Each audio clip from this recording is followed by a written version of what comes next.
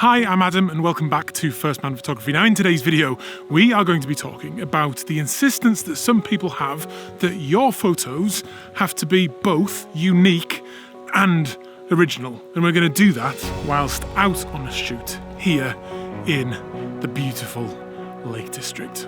So, come with me. Before we get going today though, this video is sponsored by Squarespace. If you need a domain name, a website or an online store, make your next move with Squarespace. Right, I'm starting this day, or this afternoon at least, whoa, by having a little hike up to the top of this fell. Now for those of you that saw last week's video, I kind of asked you to hold me to account because I said I was going to be prolific with my photos. And I totally intend to keep that promise. And there's a second part to that, and that is to also do the same with my fitness, because it's really suffered recently and I'm very, very unfit again. I know I've said this before, but I'm determined now to be relentless with going out on these shoots, relentless climbing up these hills and getting fit. And I want to try and lose, well, 2, but at least 1 stone in weight by Christmas. And that is if my back holds up.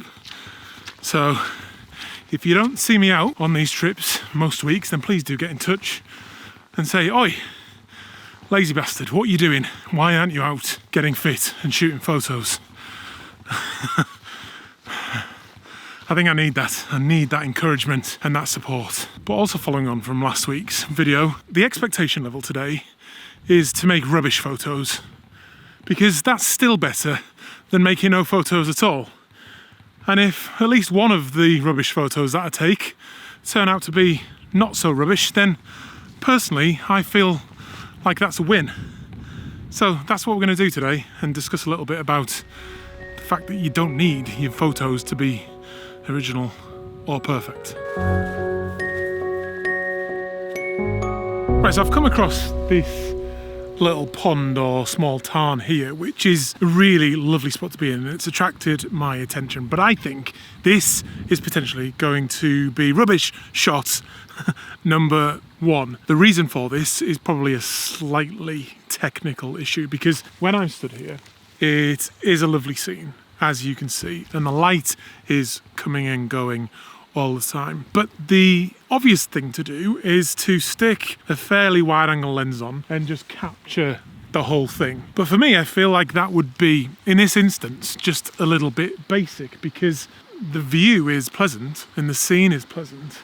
But the thing photographically that is really attracting my attention is the way that sunlight is picking up the trees on the top of that hill. The light behind me there, can you see that's just absolutely beautiful, and then it's all around on the trees there, and that mountain backdrop and that slightly dramatic sky just make this scene really work. So I think the thing to do is extract that detail from the wider scene that I have in front of me. So the way I'm going to do that, because it's going to be it's a fairly panoramic amount of detail that I want to pull out, is to do a panorama. But that's causing me problems, because I normally do panoramas with my 70-200, but I'm having to do it with the 24-70, because if I go to 70mm, I'm in too close. Normally as well, I would do a panorama vertically, but I'm going to do it horizontally because I want to take less shots, because the sun's coming and going so quickly. I need to make the panorama as quickly as possible to get that even light across the scene. It's really nice light as well, because it's coming in from the side, really attractive, but because of the clouds up there, it's fleeting, as you can see. But we've got a gap here. Let's give it a go. So I'm not going to worry too much about the flare. Oh, see, it's gone already. It's gone already. That was one shot, but I'm bracketing. I also have the polarizer in, because there's a huge dynamic range, particularly over the left-hand side where the sun is almost in the shot. Even if all that comes together and I manage to capture each frame as I kind of go a third of the way in with my panorama, I'm still not 100% certain it's going to work. I did capture one on my phone, if I can just very briefly show you that. I mean, looking at that, can you see that? I think it looks really nice, but it's trying to, that's got the panorama feature on, so it happened really quickly. I want to get it with the big camera. And I like the challenge of that as well. Right, here we go, more sun. Let's just fire away. I'm at f11, 1/50th of a second, and I'm bracketing as well.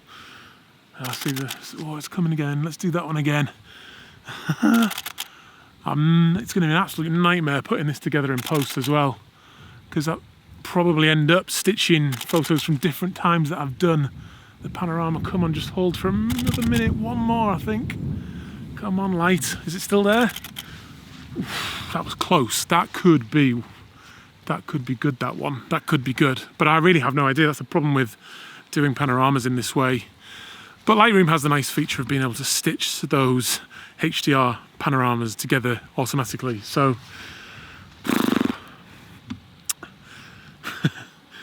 I don't really know what to say, because I have no idea if this is going to work or not. It's visualized in my mind. That's the thing. I know what I want it to look like. You've seen it on the phone, but applying the technical aspects to that visualization in my mind is often the tricky part.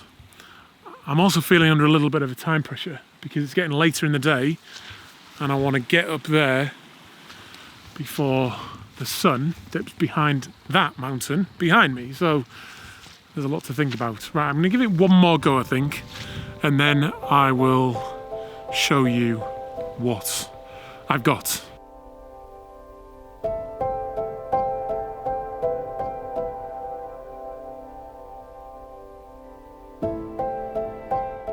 Tell you what though, it's good to be back in the Lake District, where it can be beautiful and sunny one second and then pissing it down the next. And that's what's happening now, as I'm kind of going up into the windier bit as well. So, I mean, it makes the photography a little bit more difficult, but being out in these conditions with an entire fell to myself is really what I love about photography at this time of year. And I'm also hoping that when we get to the top there will be some awesome colour to be seen.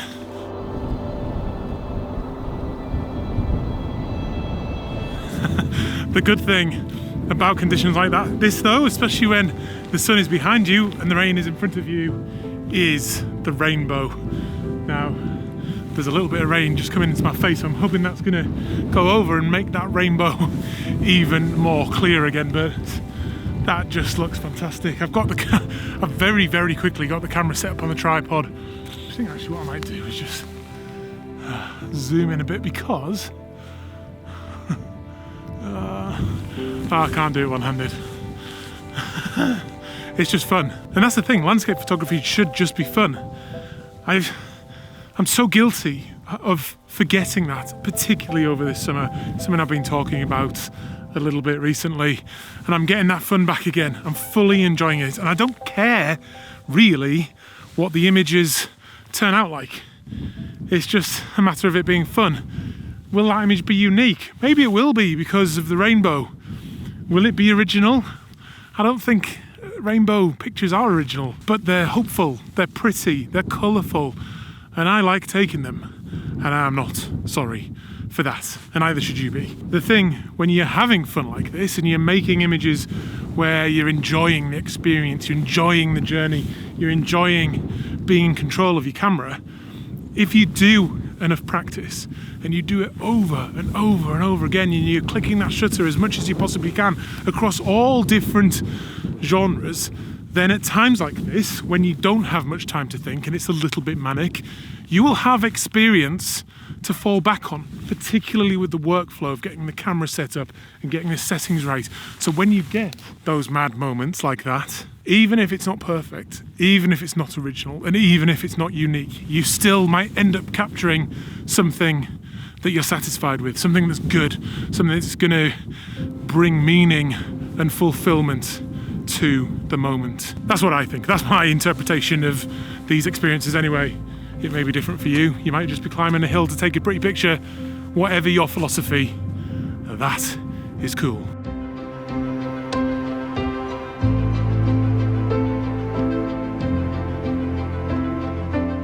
We'll be back in the Lake District in just a second with an exciting finish to the day. But as you know, this video is sponsored by Squarespace. And Squarespace is just the best place for photographers to build their website because it's just so easy to do. And unlike on social media, you control how your images are presented.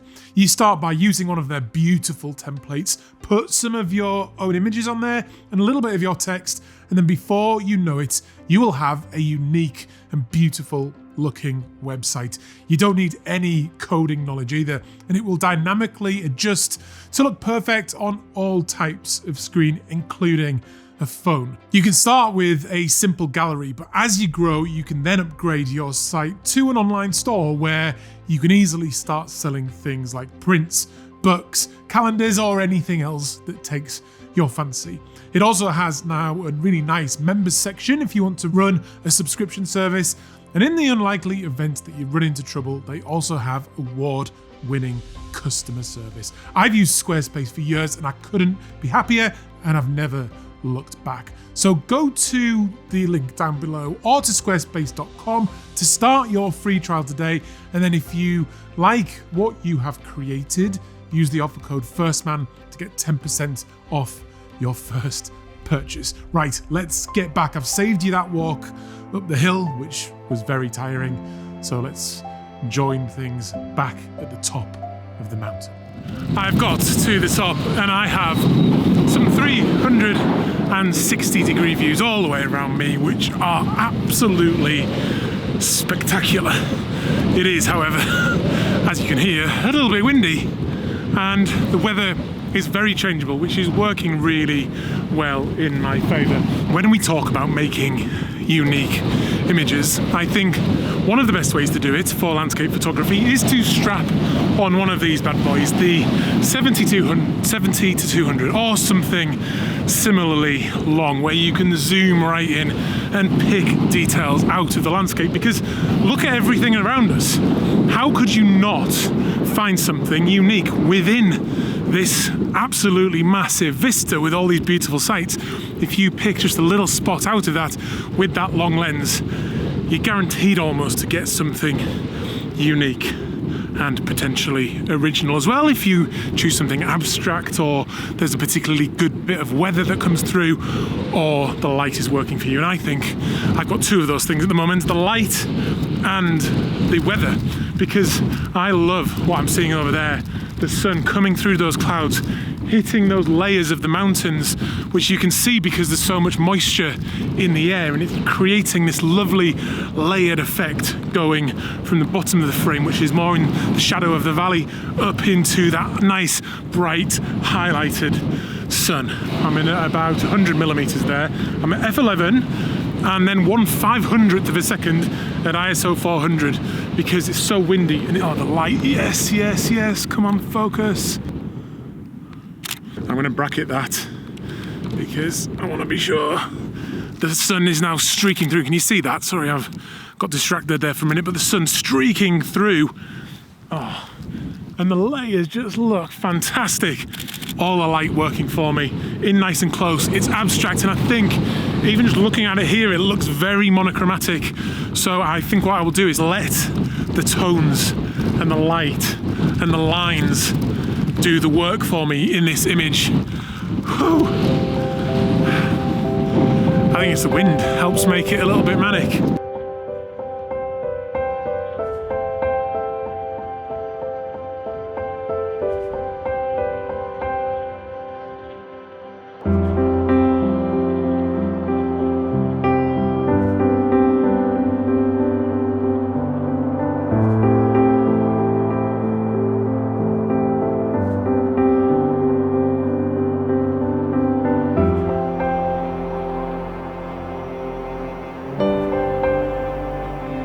Right, we are right towards sunset now, or at least the time that it sets behind the mountain there. And unfortunately, the cloud has blocked the sun temporarily.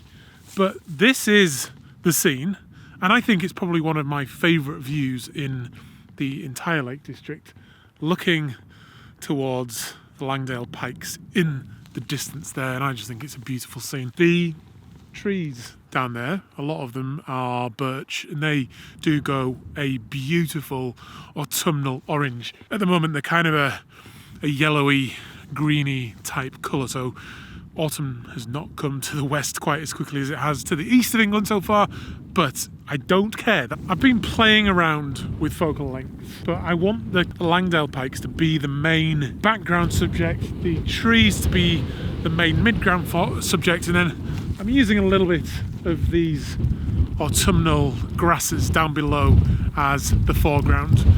The foreground in your photograph doesn't have to be what's right in front of you. Just by zooming in a little bit, adjusting the perspective of the camera, you can use a foreground for your frame that's a little bit further away from you. That's kind of what I'm doing here, and I think it's going to work. Just recompose a little bit. All I'm thinking about here is what to exclude and include in the frame. That's what I do always. Oh, that wind's picked up. It's cold as well now. There's a little farm down there that I don't want to have in the image, so I'm just zooming in to crop that out. So I'm at f11 and about 1/25 of a second, ISO 100. I'm going to fire that off.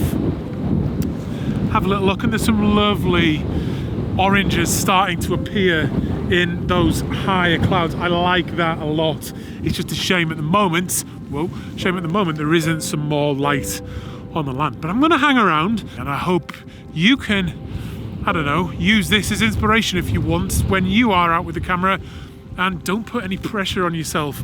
Just don't worry what people think about your images. Don't worry what people say about originality and about uniqueness.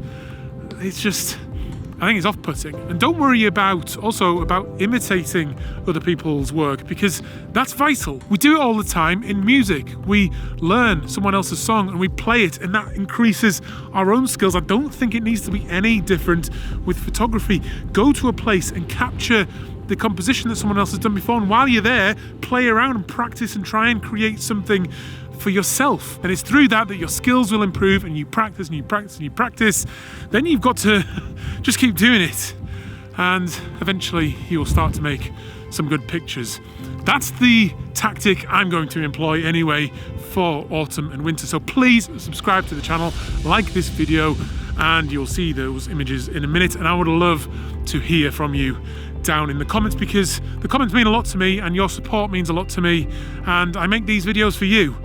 If you weren't watching, I wouldn't be making them. So yeah, thank you very much. The conditions are changing again. I think there's some rain coming, so I think I'm going to call it a day, and I'll see you on another one very, very soon. Bye.